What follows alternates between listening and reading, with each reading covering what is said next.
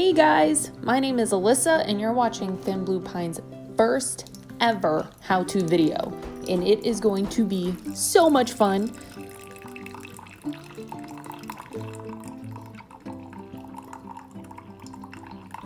Today's video is going to be about how to start your seeds for the garden. So for the record, this is my first year ever trying to grow a garden. So I'm probably not qualified to give any advice, but I have been YouTubing the heck out of gardening over the past few months, and I wanted to share what I've learned with you guys so far. So grab a cup of coffee or tea, or maybe even whiskey, and enjoy the video.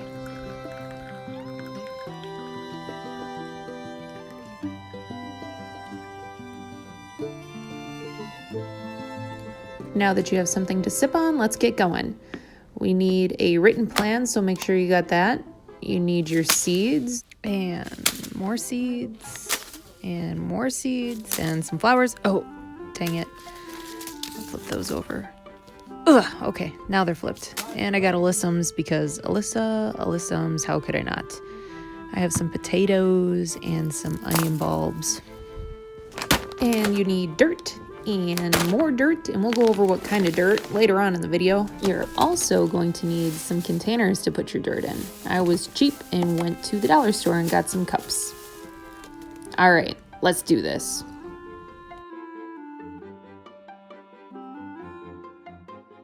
All right, so first off, you need to make sure you have all of your materials at hand and you've picked a good place in your house to start doing this because it's gonna get messy.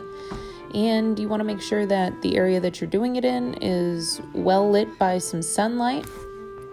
And I failed to follow my own advice and forgot some things. So we're in the barn grabbing a squirt bottle and my shadow was following me.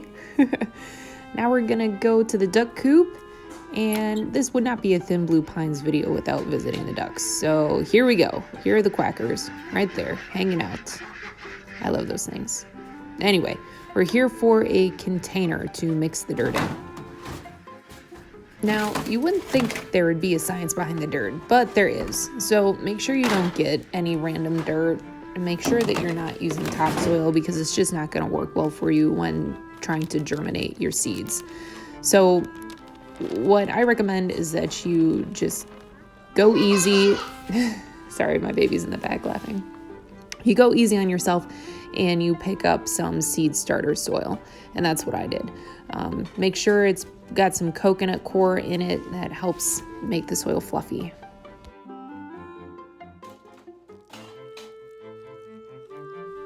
Now what I'm doing here is pre-moistening.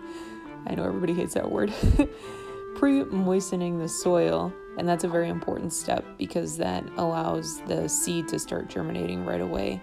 So just keep mixing and incorporating that water into the soil. You want to get it to a consistency where you can kind of pack the soil together between your hands, but yet it doesn't clump. It is still pretty airy. So a good analogy for the dampness that you want your soil to be is kind of like a sponge. So you don't want it sopping wet, where as soon as you touch the sponge, it like water gushes out of it, but you want it to be wet enough that you're going to be applying water to whatever you're cleaning. So I know it's not the best analogy, but there you go. So that looks pretty good. See how I can clump it in my hands, but yet it's still breaking apart. It kind of holds its shape a little bit. That's about what we want. Show you, this is the type of seed starter I got. It's from Burpee Organic and it's got coconut coir in it. Next, we're gonna prep our containers that we're gonna put the soil and seeds in. I just went to the Dollar Tree and got some very inexpensive plastic cups. It's a lot cheaper to find a different container to plant your seeds in rather than paying a lot of money for just seed starting containers in general. And your garden section of your big box store, they kind of mark up those things during this season when everybody thinks they have a green thumb, like myself. So I just went for some plastic cups. But because they're not made for planting seeds in, I have to poke holes in the bottom for drainage for the water. And so I decided to just melt holes in the bottom of the cups using a wooden stick. I'm sure there was a better way to do it, but it was an excuse for me to start a fire and play with matches. So there we go. Here, Mia and I are reading the back of our seed packages and taking notes on where we want them planted in the garden and what time to actually put them in the garden outside. My recommendation for picking seeds is to get an heirloom variety, or at least try and make up the majority of your seeds heirloom. What heirloom means is that it's a variety of plant that's been around for at least 50 plus years. A lot of times you'll find heirlooms where the year is dated back to the 1800s. And I think that's really cool. It's like you're getting to eat a piece of history.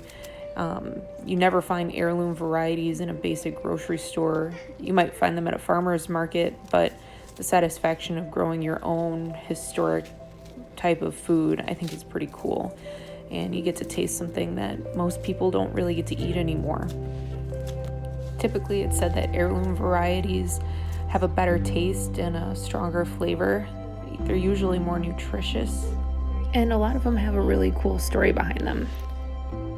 Now, I could get technical and we could start talking about hybrid plants and F1 plants and how all of that works, but this is a basic how-to video. So we're going to start off with the basics and talk about how to actually read a seed package.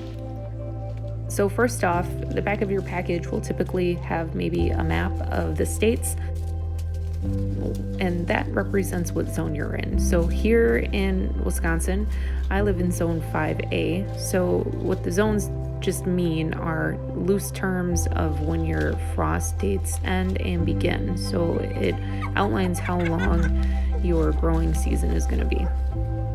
Your seed package will give a description on what your seeds are known for, like their flavor, taste, color, or how they grow.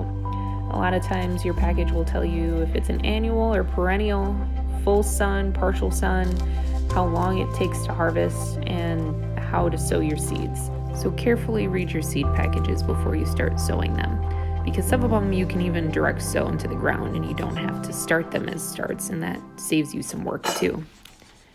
So now Mia and I are marking out the seeds we're going to put in each container. We're going to start out with her favorite, and she picked watermelon. Ew, but she likes it. Watermelon! I couldn't help it. I'm going to highly recommend, and I think it's probably the most important part of this process, is to get your kids involved in it. They're going to have fun playing in the dirt, and they're going to have a lot of fun watching their seeds grow and turn into something they can eat. So if you have a picky eater, this would be a good technique to use to try and get them to eat vegetables or fruits that they typically don't eat, because they'll be super excited to taste what they've grown.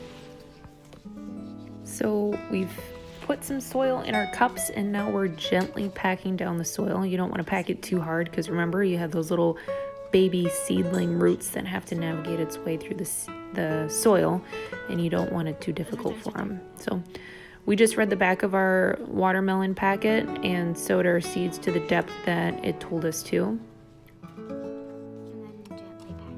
Now we're just covering up our seed with a little bit of dirt, and we're going to pack it lightly again.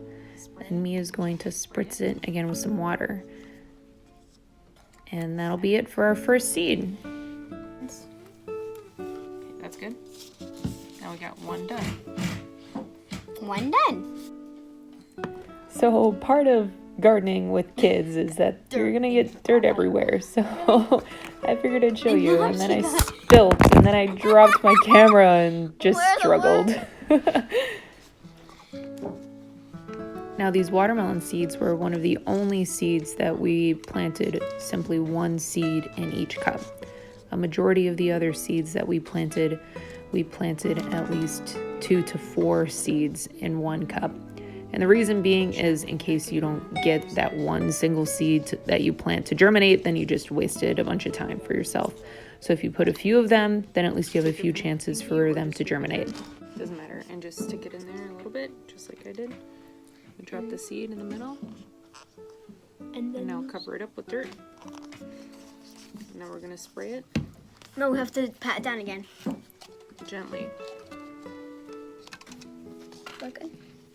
Spray it at a distance. Yep. Good. So if you do happen to get multiple seedlings growing in one container, that's totally fine. All you have to do is separate the seedlings and just plant them individually, either directly in your garden outside, or you can replant them in a different container so they have enough space to continue to grow. Now the next thing that we're going to be planting are some little kale, and I planted so much kale, it's not even funny. I think I have like 11 cups of these with like multiple little seeds in each cup.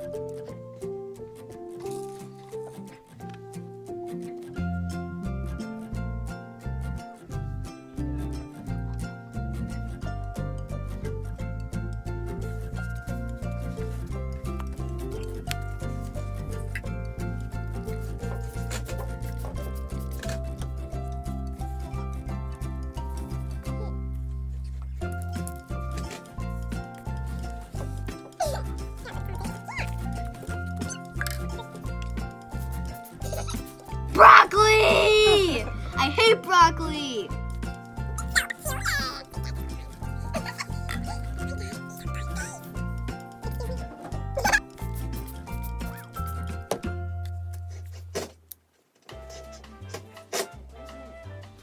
All right, now that I've embarrassed myself with my broccoli dance, we're gonna finish up this video with planting some bunching onions. Mia and I planted a whole bunch more other vegetables and fruits than what we showed you, but you'll get to see the rest of them at the end. So let's recap. First, you need to make sure you have a good quality seed that you're using. I recommend a heirloom variety so you can try something you've never eaten before. You also want to make sure you have a good soil that you're using. I recommend using a starting soil specifically for starting seeds with.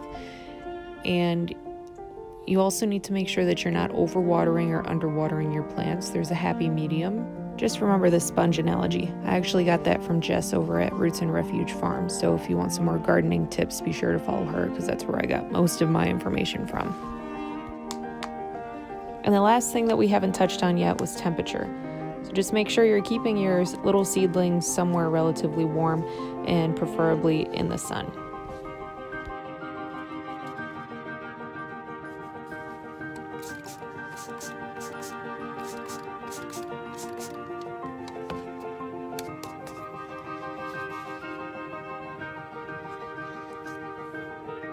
Okay guys, there you have it. Last seed is officially in the dirt.